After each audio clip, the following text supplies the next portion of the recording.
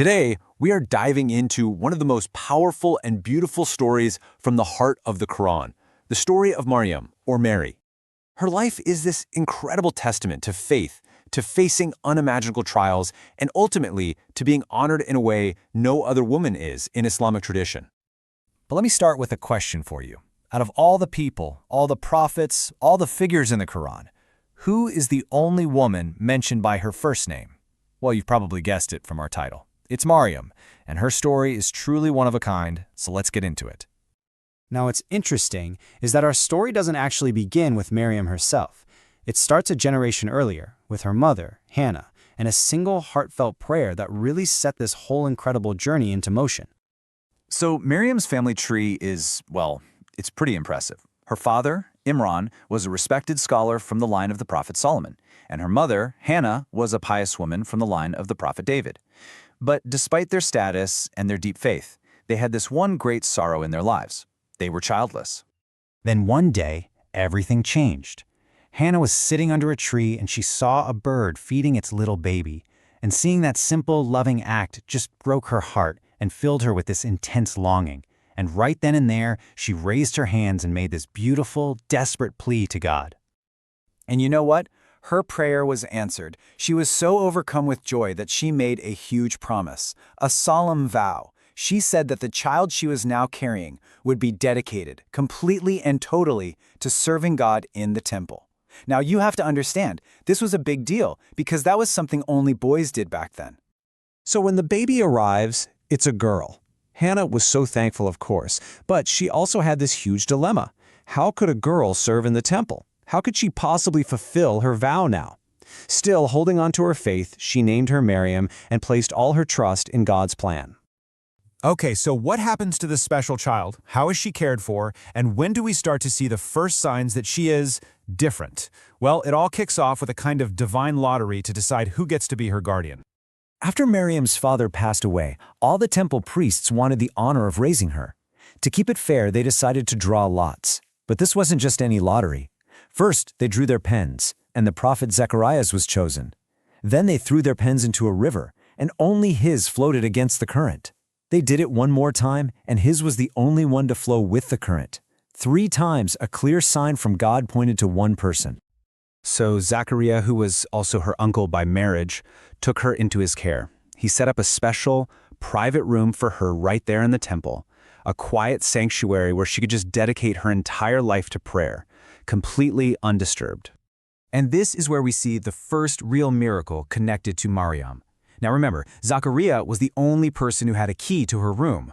But one day, he goes in and finds her with fresh fruit that was completely out of season. Grapes in the winter, dates in the summer. He was totally baffled. Where on earth did this come from? He asked her, and her answer? Wow, it just shows this incredible wisdom. She just calmly says, "It is from Allah. He provides for whoever He wants without any limits." Even as a young girl, her faith was just unshakable.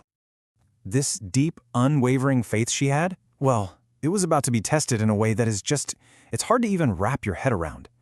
This brings us to the defining moment of her life, a message from the heavens that would literally change the course of history. So picture this. She's in her private chamber, deep in worship, completely alone.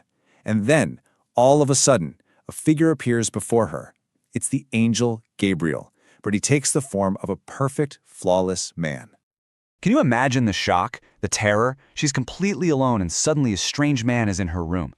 But think about her first reaction. It's not just to scream. Her immediate instinct is to protect her piety, her honor. She cries out to God for protection, appealing to the man's own fear of God to just leave her alone. And that moment just captures everything, doesn't it? You have her very human, very understandable fear, and then you have his divine, world-changing mission. He has to calm her down, explaining, "Look, I'm not a man, I'm a messenger from your Lord, and I'm here with incredible news." So Gabriel tells her she's going to have a pure son, and her response is just so logical, so human. She asks, "How? How can I have a son? No man has ever touched me. She's a virgin. It's impossible." And the angel's reply is simple. For God, this is easy. So, the miracle happens. Maryam conceives. But this incredible blessing also brought with it an almost unbearable trial. Let's look at how she got through this ordeal, and how she was proven right in the most stunning way imaginable. I mean, just try to put yourself in her shoes. To escape the whispers and the accusations, she leaves her home and goes to a remote place. She gives birth, completely alone, in so much pain and distress that she cries out, wishing she had died before this ever happened. But right there, in her darkest moment, God sends her comfort. A stream of water appears at her feet, and the dry palm tree she's leaning on miraculously provides fresh dates for her to eat. After 40 days, she musters all her strength and courage and returns home, carrying her baby. And the reaction from her community is just as bad as she feared. They're horrified. They shout at her, "Maryam, what have you done? Your father was a good man. Your mother was a pure woman." They just couldn't believe she could bring such shame on her family. The weight of that must have been crushing. But Maryam had been given instructions by the angel. She was told to take a vow of silence. So amidst all the yelling and the accusations, she says absolutely nothing. She just silently points to the tiny infant in her arms. And this is the moment. The people are scoffing, saying, "Are you crazy? How are we supposed to talk to a baby in a cradle?" And then the impossible happens. The newborn baby, Isa, or Jesus, speaks. Clear as day, he declares that he is a servant of Allah, a prophet. He completely defends his mother's honor and announces his own divine mission. That one miracle just silenced everybody. It shut down all the accusations and forever cemented Maryam's status. So let's talk about just how uniquely she is honored in Islam. Let's start with a number, 34.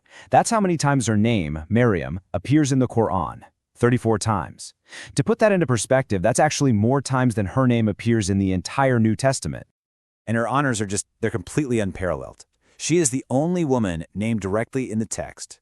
An entire chapter of the Quran, the 19th chapter, is named Surah Maryam, after her. The 3rd chapter is named after her family, Al-Imran, and the Prophet Muhammad himself called her the best among the women of the world.